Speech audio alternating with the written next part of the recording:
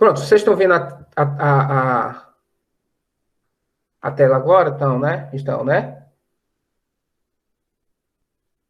Alô? Sim, Pronto, vamos lá. Então, vou explicar de novo que eu acabei não compartilhando com vocês a tela. Gente, é isso, ó. Então, Newton sintetizou três leis, né? E essas três leis, elas são a base, né, da, da física clássica, ok? Vamos lá. Ela também faz parte da base da física clássica. Bom, a primeira lei de Newton é conhecida como a lei da inércia, né? Que é essa lei aqui, ok? A primeira lei de Newton, ela é conhecida como a lei da inércia, ok? E o que é que essa lei afirma, né? Essa lei afirma que um corpo em repouso, ou seja, com velocidade igual a zero, tende a manter o seu estado de repouso, e um corpo em movimento retilíneo e uniforme, ou seja, se movimentando com velocidade constante, tende a manter seu estado de movimento retilíneo uniforme, a não ser que uma força o faça mudar de estado. Então, como eu disse, o que é que essa lei está afirmando? Né? O que é que essa lei diz? Essa lei vem dizer que os corpos, né, a matéria, ela tem uma propriedade ontológica, que é uma propriedade da coisa em si, ok? E essa propriedade vem dizer, e essa inércia vem dizer o seguinte, que o corpo, um corpo em repouso, ele tende a manter o seu estado de repouso, né? E um corpo em movimento retilíneo uniforme tende a manter esse estado, ok? Eternamente. A gente consegue perceber, perceber a primeira lei no nosso dia a dia, que é o quê? A primeira parte da primeira lei de Newton, lei da inércia no nosso dia a dia, que é o quê? O repouso. Né? Então, como eu disse para vocês, se vocês, os objetos na casa de vocês, eles vão permanecer aí no mesmo lugar, se ninguém mexer nele. Isso eternamente, ok? Por quê? Porque um corpo que está em repouso tende a manter o estado de repouso, né? Então, se o sofá, ninguém mexer no sofá da casa, o sofá vai ficar ali eternamente. Entretanto, né, esse é a inércia de repouso, né? Entretanto, a inércia de movimento retilíneo uniforme, esse é mais difícil a gente perceber no nosso dia a dia. Por quê? Porque a gente vive num mundo cheio de atritos, né? O atrito do chão, né, das superfícies em contato com os objetos, até o vento que funciona como atrito também, é só soltar uma folha que vocês vão ver que ela vai cair flutuando, né? Então o vento também exerce atrito, entre tantas outras coisas que podem funcionar como limitando esse movimento retilíneo uniforme, a gravidade também, etc. Então, mas o que é que a inércia de movimento está, diz? Ela diz que um corpo em movimento tende a manter esse estado de movimento, né? Retilíneo uniforme eternamente, ok? Se a gente pudesse tirar todo o atrito, né? Tudo que possa apresentar uma resistência ao movimento do corpo, a gente ia perceber que ele ia ficar nesse movimento eternamente, ok? Então, repetindo, um corpo em repouso tende a manter o seu estado de repouso e um corpo em movimento tende a manter o seu estado de movimento retilíneo uniforme, né? Um corpo em movimento retilíneo uniforme tende a manter esse estado, ok? Aí, essa lei nos ajuda a compreender alguns fenômenos. Aí, a título de exemplo, né, eu trouxe aqui para a gente essas imagens. Vamos observar aqui a primeira figurinha, ok? Eu vou circular ela aqui só para vocês saberem da qual eu estou falando, né? Então, vejam bem. O que é que a figurinha está mostrando? Qual é a história da figurinha? O menino, o garoto, vinha pedalando, de repente ele viu um cachorro atravessando a frente dele e ele freou. Freou para quê? Para não passar por cima do cachorro e machucar o bichinho. E aí o que é que acontece? Nisso, ele foi arremessado. Mas por quê? Como é que a primeira lei de Newton explica isso, né? Então, a gente tem que lembrar que a primeira lei de Newton fala que um corpo em movimento, retilíneo uniforme, um corpo em movimento tende a manter o seu estado de movimento, ok? Então, o que que acontecia? O garoto, ele vinha pedalando, né? Vinha se movimentando junto com a bicicleta. Quando ele viu o cachorro, ele acionou os freios. Mas ao acionar os freios, né? O pneu, né? Com o atrito do solo, a aderência do pneu com o solo fez a bicicleta parar, né? Então, o atrito do solo parou a bicicleta. Mas como o menino ele estava solto na bicicleta, né? Ele não teve nada para segurar ele também, fazer ele parar. Então, o que é que acontece? Como ele estava em movimento, ele continuou em movimento, né? Um corpo em movimento tende a manter o seu estado de movimento, ok? Então, por isso que ele foi arremessado, né? Então, ele estava em movimento com a bicicleta, esse era o estado inicial dele, de repente ele freia a bicicleta para, mudando o estado de movimento, né? Porque antes ele estava em movimento, agora a bicicleta para, mas como ele não estava preso à bicicleta, ele vai permanecer no seu estado de movimento, ok? Então, ele foi arremessado. O que é que significa ser arremessado? Ele continuou se movimentando, porque um corpo em movimento tende a manter o seu estado de movimento, ok? Então, se ele tivesse amarrado a bicicleta, né, ele aí pararia junto com a bicicleta. Então, a outra figura, né, é a figura aqui de um ônibus. Eu acho que esse fato é o mais comum, porque boa parte de vocês vão para a escola, né, quando a gente estava funcionando de maneira presencial, vocês iam à escola de ônibus, tanto iam quanto voltavam para casa. Eu acho que isso já aconteceu com todo mundo, né? Você está no ônibus, de repente, o ônibus frear de vez, o que é que acontece? O ônibus freia, o nosso corpo é arremessado para frente, o nosso corpo continua indo para frente, né? Por quê? Mais uma vez, a primeira lei de Newton, a lei da inércia, explica isso. Porque quando o ônibus estava caminhando, né, se deslocando, se movimentando, a gente estava se movimentando junto com o ônibus. E de repente o ônibus para, né? O ônibus para, mas se nós estávamos em movimento, a tendência do nosso corpo é manter o estado de movimento. Então, quando o ônibus para, o nosso corpo continua se movimentando. Então, se a gente não segurar em nada, a gente vai tomar um tombo, porque o ônibus para e o nosso corpo continua se movimentando. Da mesma forma é quando a gente está dentro do ônibus, né? E de repente o ônibus dá uma arrancada, de vez assim, sem que a gente espere. A mesma coisa, nosso corpo é arremessado para trás, nosso corpo vai para trás. Por quê? Porque o ônibus está se movimentando, indo para frente, a gente estava dentro do ônibus em repouso, e quando o ônibus sai, a tendência do nosso corpo é ficar no mesmo lugar, ok? Então, nosso corpo também é arremessado. Então, esses fenômenos eles podem ser explicados pela primeira lei de Newton. É por isso que existe o cinto de segurança. Quando um carro para bruscamente, seja porque freou para evitar um acidente, seja porque bateu, infelizmente, em alguma coisa, o que geralmente acontece? A tendência é que os corpos que estavam dentro do carro sejam arremessados para fora do carro, ou seja, continue em movimento, né? E o cinto de segurança, ele funciona como um equipamento para mudar a nossa inércia, né? Então, quando a gente está com o cinto de segurança e o carro parar bruscamente, embora nosso corpo seja lançado para frente, continue em movimento, o cinto de segurança o quê? Prende a gente no carro. Então, por isso que a gente não sai arremessado. Esse é o princípio de funcionamento do cinto de segurança, ok? E aí eu trouxe um outro exemplo aqui. Eu trouxe aqui uma outra tirinha, né? Essa tirinha conta uma história também. Vamos lá. Essa tirinha conta uma história, né? Então, primeiro, a gente está vendo aqui, ó, um carro vinha, né? Numa estrada, caminhando, né? Se deslocando. De repente, ele avistou uma curva. E o que é que aconteceu? Ele passou direto, o carro passou direto.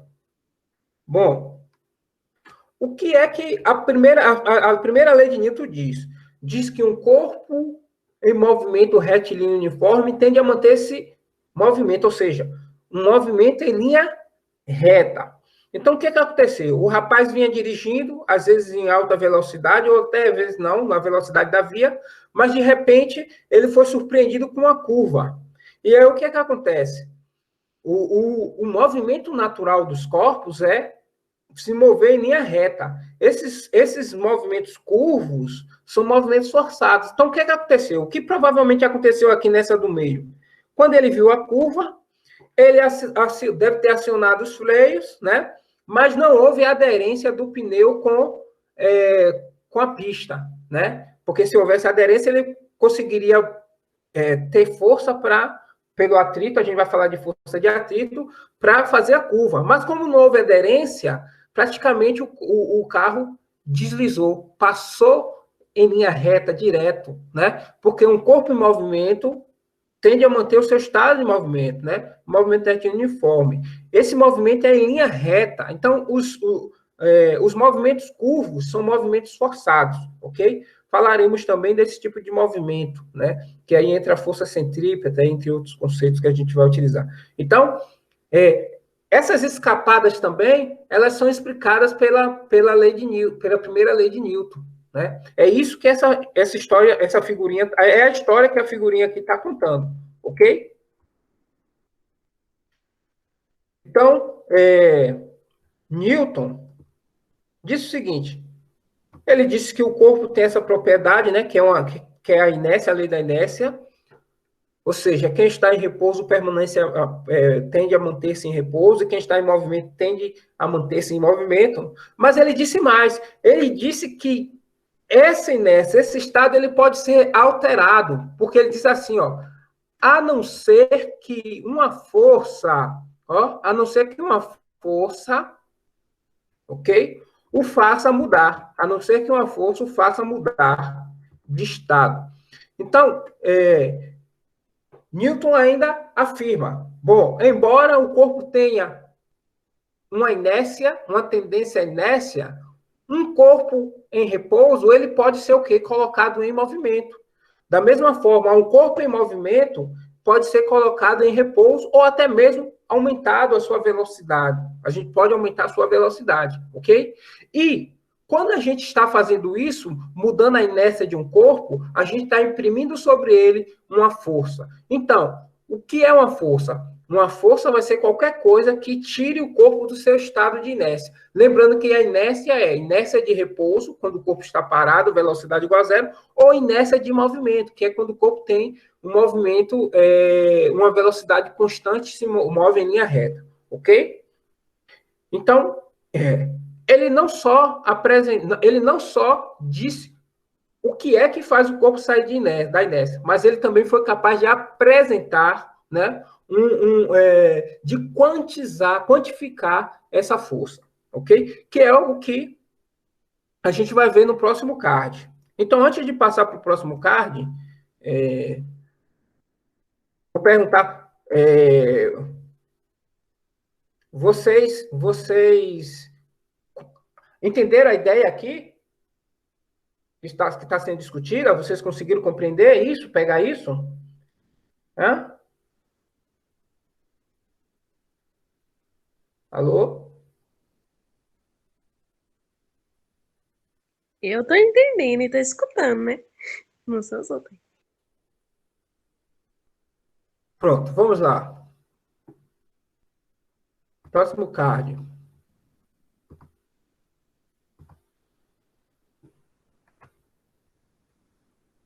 Bom, então Newton, ele não só disse o que é que faz um corpo sair do seu estado de inércia, mas ele também foi capaz de quantificar, né? Dar uma expressão matemática para mensurar essa força, ok? Então, a segunda lei de Newton, conhecida como lei da força, né? Ela vai apresentar um formalismo matemático para a gente mensurar, medir a força. Então, a segunda lei de Newton, que eu chamo lei da força, ela vai dizer o seguinte, ó, a força impressa em um corpo, ou seja, a força aplicada em um corpo, será diretamente proporcional ao produto da massa, ou seja, a multiplicação da massa do corpo, com a aceleração adquirida nesse processo. De novo, a força impressa em um corpo será diretamente proporcional ao produto da massa do corpo com a aceleração adquirida nesse processo. Ou seja, o que é que ele disse? Ele disse o que está nessa fórmula aqui, ó. Ele disse que força é igual a massa vezes aceleração. Vamos lá. Esse A aqui representa a aceleração e nós vamos utilizar como unidade de medida, né? Adotando o sistema internacional. O metros por segundo ao quadrado, da aceleração a gente falou nas unidades anteriores. Esse M representa a massa, e no sistema internacional de medida nós vamos usar o quilograma como unidade de medida, ok? A massa também ela pode ser entendida como uma medida da inércia do corpo, e esse F vai representar o quê? A força, ok? Ó. Que no sistema internacional nós vamos adotar o N como unidade de medida. E ler-se Newton. Então, se eu botar aí 20N, vocês têm que ler 20 newtons, ok? Newtons, essa unidade de medida recebe o nome de Newton em homenagem ao físico, né, que sintetizou essas leis. O que é que essa equação está nos dizendo? Quando eu digo que força é diretamente proporcional ao produto da massa, né, a multiplicação da massa pela aceleração, o que é que eu estou dizendo, né? Vamos lá. E a gente consegue perceber isso no nosso dia a dia. O que eu estou dizendo é o seguinte, que vamos olhar aqui primeiro para a aceleração. O que é que eu estou dizendo? Eu estou dizendo que quanto mais rápido eu quero que um corpo se movimente, maior tem que ser a força aplicada sobre ele. Né? Isso a gente percebe no nosso dia a dia. Né? Imagine que vocês estão no supermercado e estão com um carrinho cheio de compras, estão andando lá, calmo. De repente vocês veem um caixa, né, sem fila.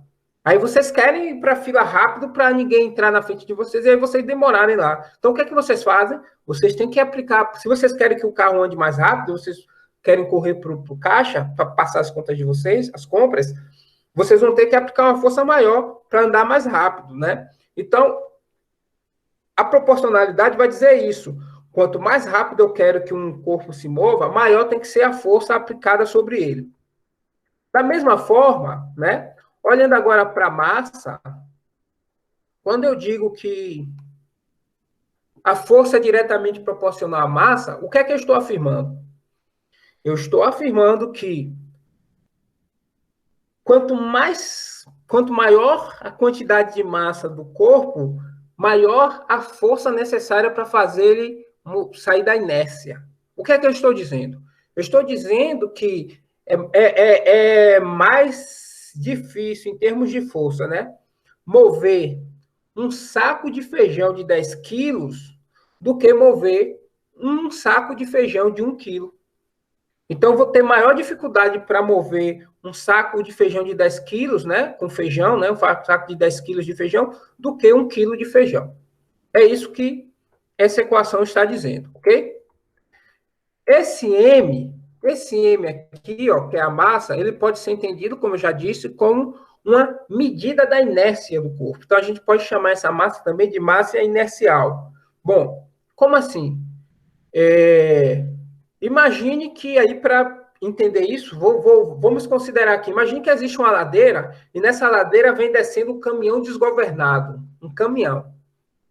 E imagine também a mesma ladeira, só que agora quem vem descendo, desgovernado, é um Fusca. Aí eu pergunto a vocês, em qual das duas situações eu terei maior dificuldade, eu terei que aplicar uma força maior para parar o corpo, né? O caminhão ou o Fusca, e a gente sabe que a força maior que eu vou ter que usar para parar é o quê? É o caminhão. E como é que a gente sabe disso? Por conta da massa, né? A massa do caminhão é muito maior e a gente já sabe que quanto maior a massa, mais difícil é fazer o corpo mudar de estado. Quando eu estou dizendo de estado, se ele estiver em movimento, colocar ele em repouso. Ou se ele estiver em repouso, colocar ele em movimento. Por isso que M também pode ser entendido como massa, como a medida da inércia do corpo, ok? Bom, eu quero que vocês percebam também que sobre essas equações, sobre essa equação, existe ali em F e em A essas setinhas aqui em cima, ok? Por quê? Né? Porque a força e a aceleração, elas são grandezas vetoriais. E foi por isso que na aula anterior eu postei para vocês 2 videoaulas falando de vetores. Uma sobre vetor e outra sobre força resultante. Está aqui, ó. Né? Atividade, ó. Terceira unidade, vetores. Aí eu postei para vocês esse vídeo, né? Eu vou adiantar aqui só para mostrar, ok? Não foi à toa. É porque agora nós vamos precisar desse conhecimento para resolver algumas questões. Em força resultante, a mesma coisa. Aqui. Então, o que acontece? Vamos lá. Como essas grandezas são grandezas vetoriais, o que acontece? Isso significa, né, por isso tem essa observação aqui, ó. Tanto a força quanto a aceleração são grandezas vetoriais. Olha, nesse sentido, sua soma obedecerá às regras de operação com vetores, que foram as regras foram as regras apresentadas naqueles vídeos, né, na aula anterior. Da mesma forma, é importante saber, né, que a força terá a mesma direção da aceleração, ou seja, elas são paralelas. Isso é importante porque na hora que a gente tiver que esquematizar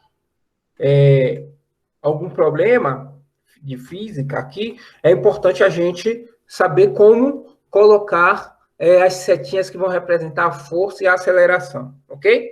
Bom,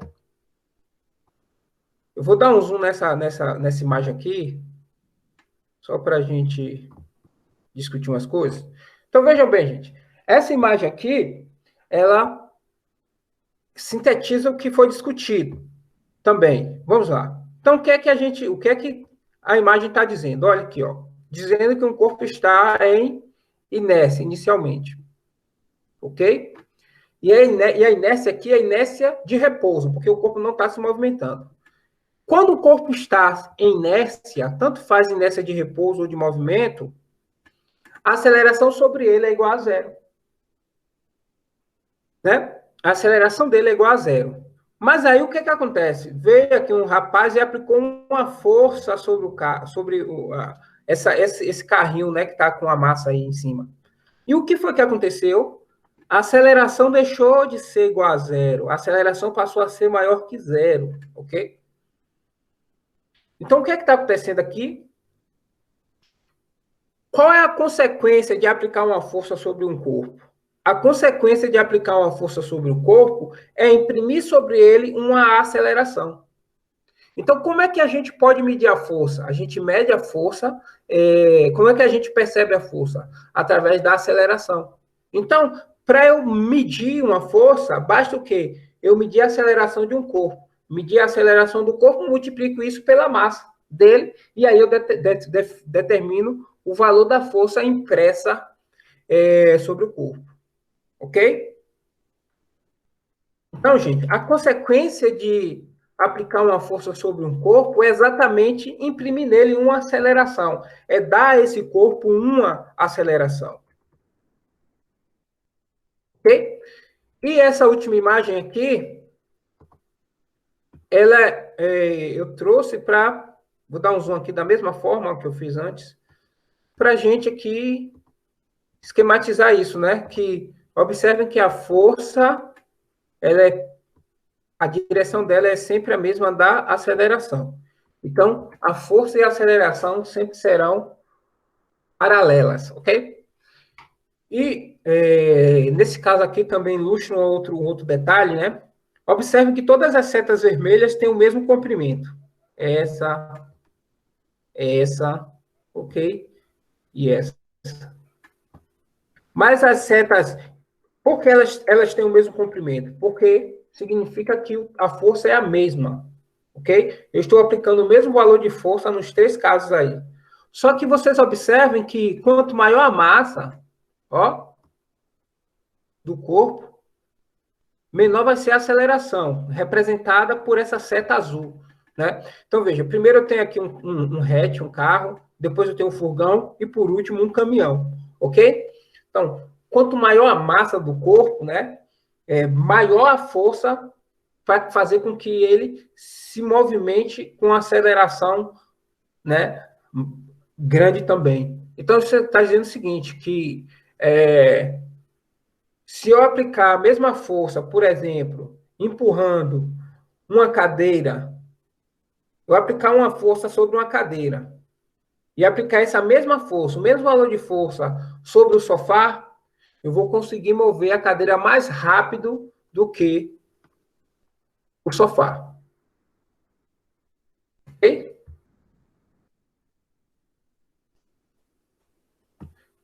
Então, gente, o objetivo dessa aula foi apresentar a primeira e a segunda lei de Newton, né? Nas aulas seguintes, nós vamos falar de outras forças, ok? Que é a força-peso, força elástica, força de atrito, ok? E falaremos também da terceira lei de Newton. Nós ainda não abordamos a terceira lei de Newton, mas vamos abordar isso nas aulas seguintes, ok?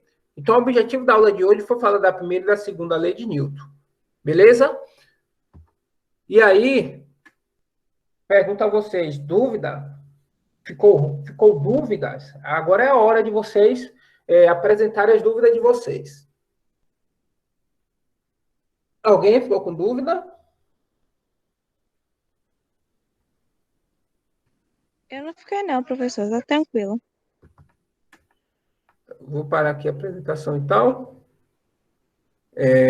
Então é o seguinte, vou parar a gravação também. Eu vou compartilhar com vocês essa gravação.